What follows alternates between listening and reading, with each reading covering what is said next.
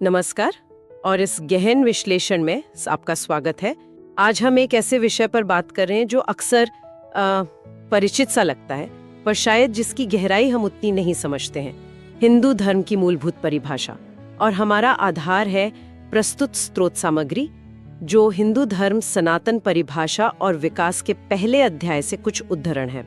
तो आज का हमारा मिशन क्या है, ये समझना कि इस लेख के अनुसार हिंदू धर्म असल में है क्या, क्योंकि इसे अक्सर बस पूजा पाठ या अंग्रेजी के रिलीजन शब्द तक ही सीमित कर दिया जाता है।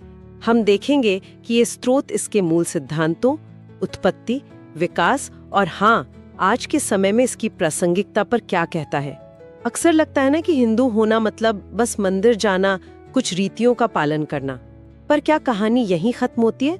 सामग्री तो कुछ और इशारा कर रही है। बिल्कुल नहीं, और यहीं से ये विश्लेषण आप देखेंगी दिलचस्प हो जाता है। स्रोत सामग्री ये स्पष्ट करती है कि भारतीय संदर्भ में धर्म शब्द का अर्थ पश्चिम की रिलीजन की अवधारणा से कहीं ज्यादा गहरा है, बहुआयामी है।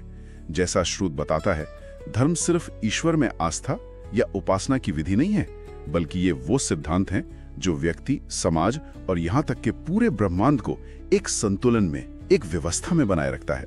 इसमें नैतिकता, कर्तव्य, जीवन जीने का सही तरीका और सृष्टि के नियम तक शामिल हैं। ठीक है, तो चलिए यहीं से शुरू करते हैं। सनातन धर्म, ये शब्द सुनने में काफी वजनदार लगता है। स्रोत के अनुसार इसका ठीक मतलब क्या हुआ? ये वास्तव में दो शब्दों का जोड़ है। जैसा स्रोत समझाता है, सनातन यानी शाश्वत, जो हमेशा से है, हमेशा रहेगा, जिसका न आदि है न अंत। और धर्म, इसका मूल संस्कृत धातु ध्री से है, मतलब धारण करना या संभालना। तो स्रोत के अनुसार सनातन धर्म का अर्थ हुआ वो शाश्वत, सार्वभौमिक नियम या सिद्धांत जो सृष्टि की शुरुआत से मौजूद हैं और जो इस पूरे अस्तित्व को, आप कह सकते हैं, धारण किए हुए है, उसे बिखरने नहीं देता। देखिए, स्रोत में मनुस्मृति का एक बहुत प्रासंगिक श्लोक भी है, धारणात् धर्म इत्याहो हो, धर्मो धारणयति प्रजा। इसका सार यही है, जो धारण करता है वही धर्म है, और धर्म ही प्रजा को, मतलब समाज और समस्त जीवों को धारण करता है, उन्हें स्थिरता देता है, व्यवस्था देता है। तो धर्म का केंद्रीय विचार ही है संतुलन और व्यवस्था बनाए रखना, चाहे वो व्यक्ति के जीवन में हो, समाज में या प्रकृति में। ये दिलचस्प है, मतलब धर्म सिर्फ इंसानों के लिए नहीं। स्रोत कुछ उदाहरण देता है, शायद इससे ये बात और साफ हो। जैसे आग का धर्म जलना, पानी का शीतल होना और ऊष्मा देना। पानी का धर्म है बहना, शीतलता देना। सूर्य का धर्म है प्रकाश फैलाना। ये प्राकृतिक नियम है, किसी ने बनाए नहीं है, ये बस हैं। तो इस तर्क से स्रोत मनुष्य के धर्म के बारे में क्या कहता है? क्या हमारे भी ऐसे ही कुछ अंतर्निहित गुण या कर्तव्य हैं? बिल्कुल, स्रोत इसे मनुष्य के आचरण और उसके कर्तव्यों से जोड़ता है। जैसे प्रकृति के अपने नियम है ना, वैसे ही मनुष्य के सार्थक जीवन और सामाजिक व्यवस्था के लिए भी कुछ मूलभूत सिद्धांत बताए गए हैं, जिन्हें धारण करना उसका मानव धर्म है। स्रोत के अनुसार इनमें क्या आता है? सत्य का पालन, अहिंसा, करुणा, न्यायप्रियता, इंद्रिय निग्रह, इस तरह के गुण। ये वो मूल्य हैं जो व्यक्ति को नैतिक रूप से उन्नत बनाते हैं और समाज को सुचारू रूप से चलाने में मदद करते हैं। ये सिर्फ, मेरा मतलब है, ये सिर्फ निजी नैतिकता नहीं, बल्कि सामाजिक सद्भाव की नींव है, जैसा कि स्रोत इशारा करता है। यहाँ बात वाकई और गहरी हो जाती है।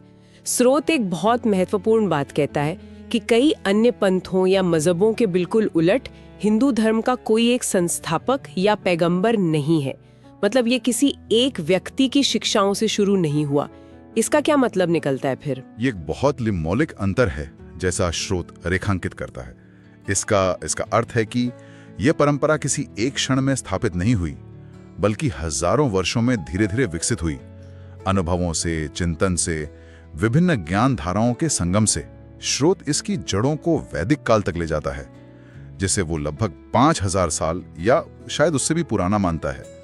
और खास बात यह है, जैसा स्रोत बताता है, कि वेद केवल पूजा पाठ किताबें नहीं हैं। उदाहरण के लिए ऋग्वेद में प्रकृति और देवीय शक्तियों के प्रति आभार और विस्मय के भाव वाले सूक्त हैं। यजुर्वेद यज्ञों और सामाजिक कर्तव्यों पर केंद्रित है। सामवेद वो गेय मंत्रों और संगीत से जुड़ा है। वहीं अथर्ववेद में तो चिकित्सा, आयुर्वेद, खगोल विज्ञान, गणित, दैनिक जीवन का व्यावहारिक ज्ञान, ये सब भी शामिल है। ये दिखाता है कि शुरुआत से ही ये जीवन के एक समग्र दृष्टिकोण से जुड़ा था। तो ये एक लगातार चलने वाली खोज जैसा लगता है। वेदों के बाद स्त्रोत उपनिषदों का जिक्र करता है और बताया गया है कि उपनिषदों ने प्रश्न पूछने, तर्क करने और सत्य की खोज करने की परंपरा को बहुत बल दिया। हाँ बिल्कुल। स्रोत कुछ बुनियादी प्रश्न उठाता है जिनका सामना उपनिषदों ने किया। मैं कौन हूँ, ये आत्मा क्या है, या ये विशाल ब्रह्मांड कैसे अस्तित्व में आया, ईश्वर और मनुष्य का संबंध क्या है। ये सवाल तो आज भी उतने ही प्रासंगिक लगते हैं। निश्चित रूप से। और इन्हीं गहन प्रश्नों पर हुए विचार मंथन से ही आप देखेंगे विभिन्न दार्शनिक मतों का विकास हुआ, जैसा स्रोत बताता है। मिसाल के तौर पर अद्वैत वेदांत का दर्शन उभरा, जो मानता है कि आत्मा यानी व्यक्तिगत चेतना और ब्रह्म यानी परम चेतना मूलतः एक ही हैं।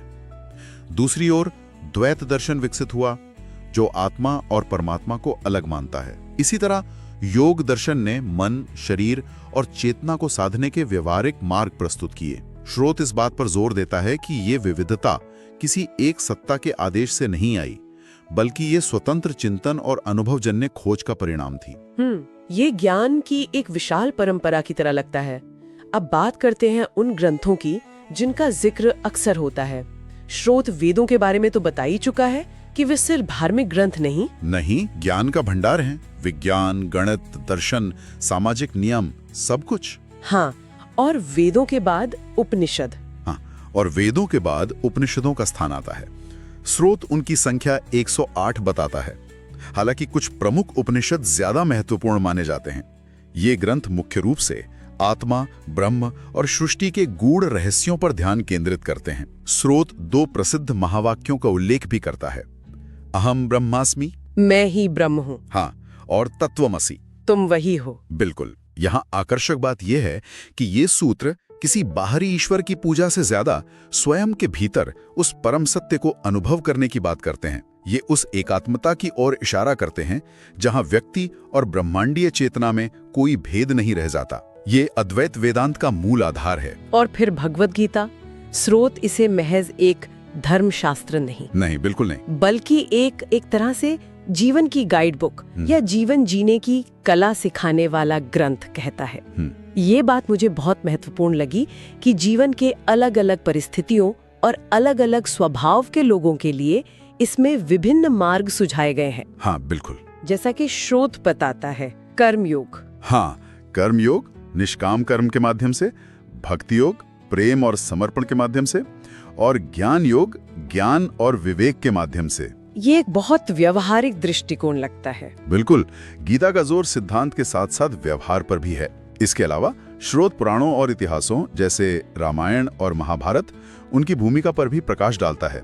सामग्री के अनुसार इन ग्रंथों का एक बड़ा उद्देश्य था उपनिषदों और वेदों के जो गूढ़ दार्शनिक विचार थे ना, हाँ। उनको सरल कहानियों, रूपकों और चरित्रों के माध्यम से आम लोगों तक पहुंचाना। इससे ये ज्ञान केवल कुछ विद्वानों या तपस्वियों तक सीमित नहीं रहा, बल्कि लोक संस्कृति और जीवन का अभिन्न अंग बन गया। राम और कृष्ण जैसे चरित्र वो आदर्शों और मूल्यों के प्रतीक बन गए। ये हमें स्रोत द्वारा उजागर की गई एक और महत्वपूर्ण विशेषता पर लाता है, हिंदू धर्म का लचीलापन और इसकी विशाल विविधता।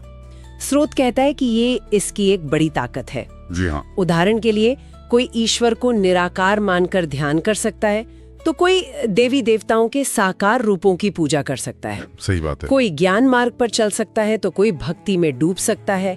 कोई समाज में रहकर कर्म कर सकता है, तो कोई सब कुछ त्याग कर संन्यास ले सकता है।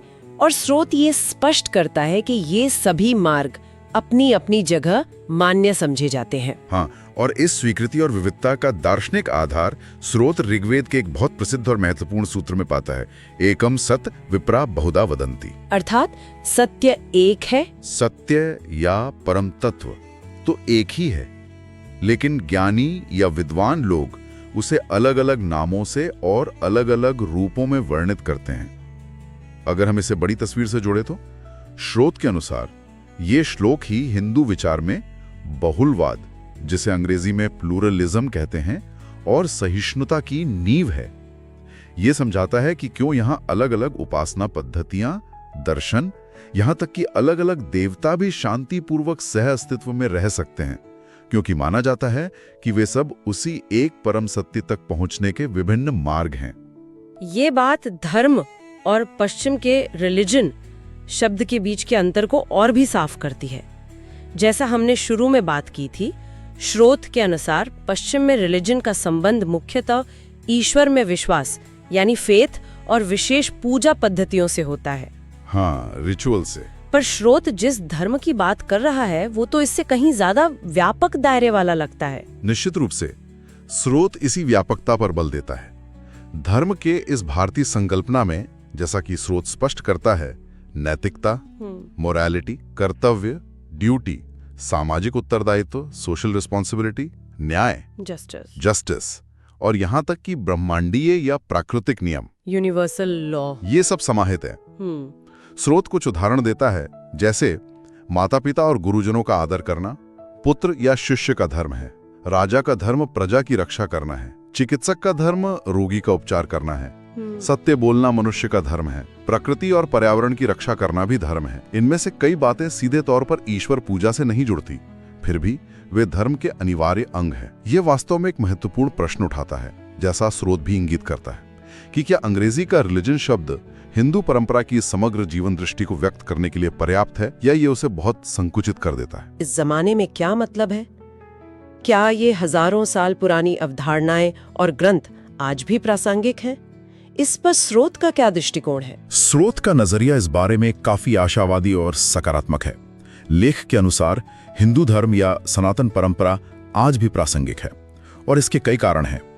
पहला, स्रोत ये तर्क देता है कि ये परंपरा आंख बंद करके विश्वास करने यानी अंध आस्था के बजाय अक्सर अनुभव, तर्क और आत्म साक्षात्कार पर जोर देती है।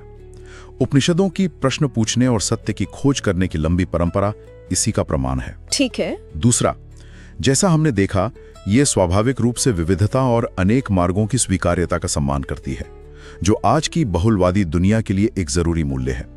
ये किसी एक पंथ या विश्वास को ही अंतिम सत्य नहीं मानती। और क्या कोई और कारण भी स्रोत बताता है? हाँ, तीसरा महत्वपूर्ण बिंदु जो स्रोत उठाता है वो है विज्ञान और आध्यात्म के बीच संवाद की संभावना। स्रोत के अनुसार ये परंपरा अक्सर ब्रह्मांड की एकता, चेतना की प्रकृति जैसे विषयों पर विचार करती है, जो आधुनिक विज्ञान, खासकर क्वांटम फिजिक्स और न्यूरोसाइंस के लिए भी रुचि के विषय हैं। ये टकराव के बजाय समन्वय की बात करती है। क्या स्रोत इसके कुछ ठोस उदाहरण भी देता है कि ये प्रासंगिकता सिर्फ सैद्धांतिक नहीं, व्यावहारिक भी है? हाँ बिल्कुल, स्रोत कुछ उदाहरण प्रस्तुत करता है, जैसे योग और ध्यान की पद्धतियां जिनकी जड़ें हजारों साल पुरानी हैं, आज दुनिया भर में मानसिक और शारीरिक स्वास्थ्य के लिए अपनाई जा रही हैं, और आधुनिक न्यूरोसाइंस उनके प्रभावों पर गंभीर शोध कर रहा है। सही बात है। आयुर्वेद, जो वेदों से जुड़ी एक प्राचीन चिकित्सा प्रणाली है, उसे विश्व स्वास्थ्य संगठन WHO जैसी संस्थाओं से भी एक वैकल्पिक चिकित्सा पद्धति के रूप में मान्यता मिल रही है। और स्रोत ये भी याद दिलाता है कि गणित के क्षेत्र में शून्य और दशमलव प्रणाली का आविष्कार जो प्राचीन भारत में हुआ, वो आज के कंप्यूटर विज्ञान और समस्त आधुनिक टेक्नोलॉजी का आधार है। ये उदाहरण दिखाते हैं कि स्रोत के अनुसार ये परंपरा केवल अतीत का अवशेष नहीं, बल्कि इसके कई तत्व वर्तमान और भविष्य के लिए भी उपयोगी और प्रासंगिक बने हुए हैं। ठीक है, तो इस सारी चर्चा का सार क्या निकलता है? अगर हमें सिर्फ इस स्रोत सामग्री के आधार पर कुछ मुख्य बातें कहनी हो तो वे क्या होंगी?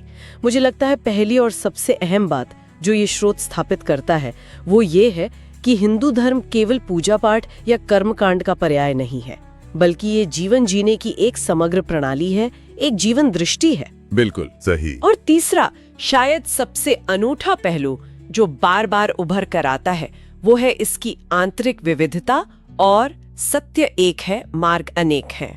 एकम सत विप्रा बहुधा वदंती। हाँ वही, ये केंद्रीय संदेश जो सहिष्णुता और स्वीकार्यता को बढ़ावा देता है। बिल्कुल सही कहा। और स्रोत का निष्कर्ष भी यही है कि इसी व्यापकता, लचीलेपन, गहराई और निरंतर विकसित होते रहने की क्षमता के कारण इसे सनातन यानी शाश्वत माना जाता है।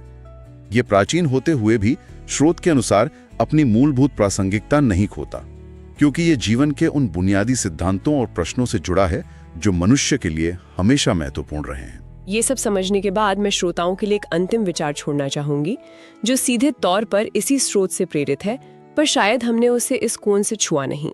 स्रोत बार बार कहता है कि धर्म का अर्थ सिर्फ पूजा पाठ नहीं, बल्कि कर्तव्य, नीतिता और सार्वभौमिक नियम भी है।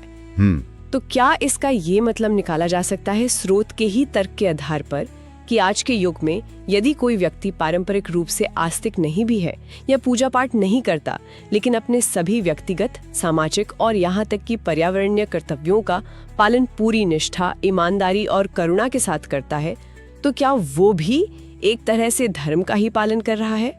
क्या सच्ची धर्मपरायणता कर्म कांडों से ज्यादा हमारे कर्मों और आचरण में निहित है?